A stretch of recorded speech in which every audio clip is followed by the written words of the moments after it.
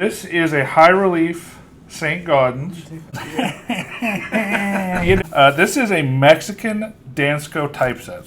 Hello, silver fans. This is T, and you're in the place to be for silver education, acquisition, and entertainment. Hey, thanks for watching, everybody. Here I go, back in Indianapolis for another coin shop video with my friend Matt Dinger from the Lost Dutchman Rare Coins. Hey, if you enjoy coin shop videos, be sure to hit that subscribe button to see more.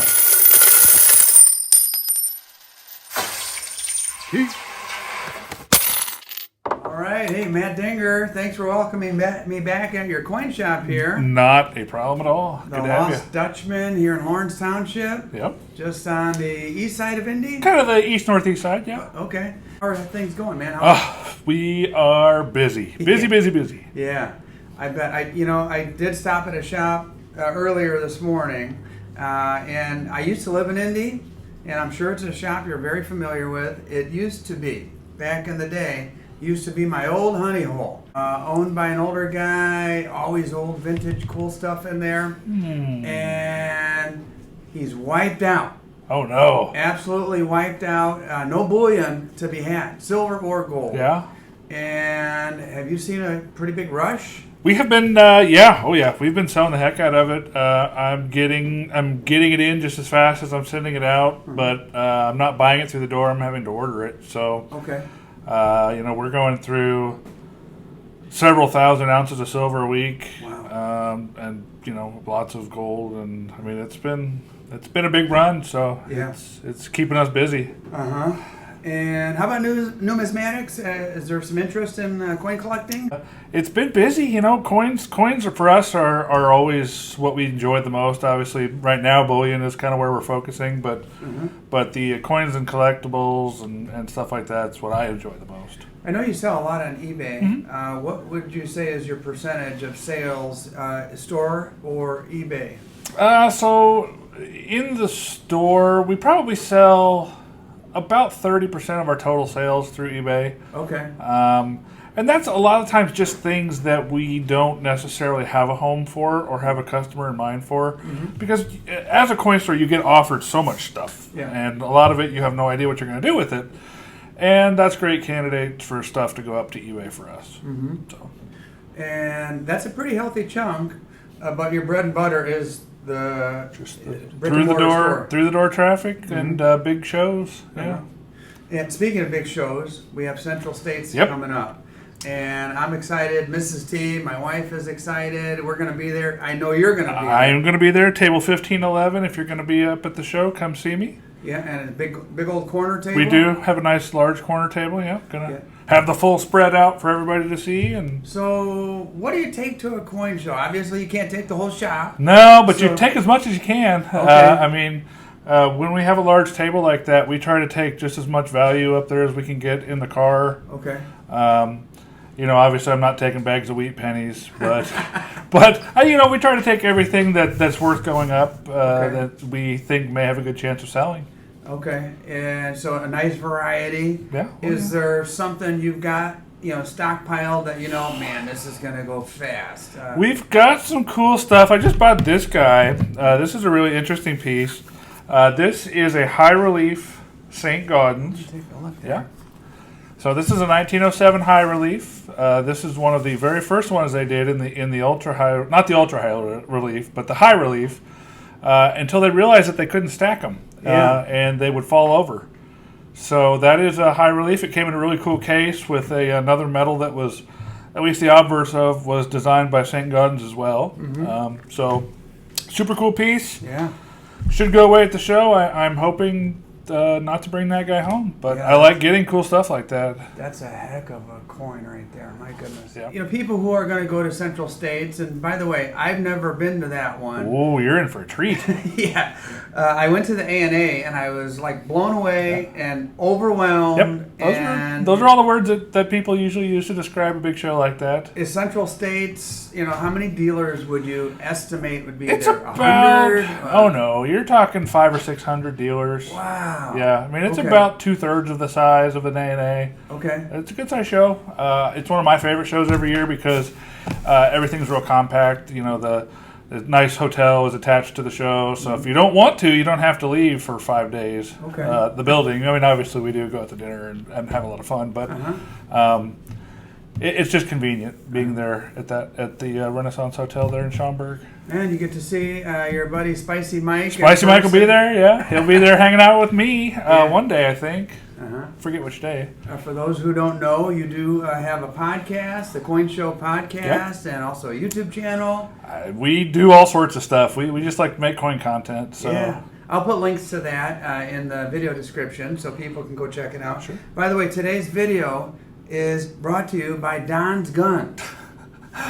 Hi folks, this is Don from Don's Guns and Indoor Shooting Ranges North and South. Everybody knows that we're an indoor range. Everybody knows we're a large gun seller. But how many of you knew you could come in here with a smiling face and qualify and take any of this merchandise right out of here with nothing down, no interest, and 1 year, the same as cash? Because I don't want to make any money, folks. I just love to sell guns. We don't like to make money. We just love to sell guns. You get that weird laugh? So it's a local Indianapolis thing, you guys. Yeah, since I don't have any real sponsors, I have to insert my own. That's a good one. That's a good one. So stacking, collecting, what are people actually stacking on non-ASC? Are they still buying ASC? No, the premiums are ridiculous right now. Okay. I mean, even wholesale on them. I saw a number go by where dealers are paying like plus $10 for Silver Eagles. So that's the dealer price. Yeah, that's what a dealer is willing to pay for them, which means they're selling them for plus $12 or $13. And at that price, I'm just not selling them to the public. But, I can ship them real easy. So And when it comes to bullion, you just moving a ton of buffaloes? just generics, generic stuff, 90%. Basically any other silver that's not Silver Eagles. 100-ounce bars, 10-ounce bars. I ordered in 50 10-ounce bars. We sold them in like 3 hours. Wow. Once they came in the door. Junk silver, I hesitate to even ask what it's going for. I haven't bought it in a while because the premiums are so high. Yeah, they were way up there for a while. They came back down to kind of what I would consider to be the normal premium, and then they ran right back up again. Okay. All right, out of curiosity, 20X is kind of like the baseline. It's north of that, right? I think it is. I think it's right. I haven't set it for this week yet, but it's going to be somewhere around 22, I'm thinking. Yeah. I have to... Part of what I have to do today is sit down and kind of make sure that the premiums are where I want them to be on our stuff, and that involves me researching, the sell side on the dealer networks and figuring you're out. Closed multiple days a week, and then you're open. What days are you actually open? So we're open Thursdays, Fridays, and Saturdays. Okay. We use Tuesdays and Wednesdays to catch up, to process, to get things photographed.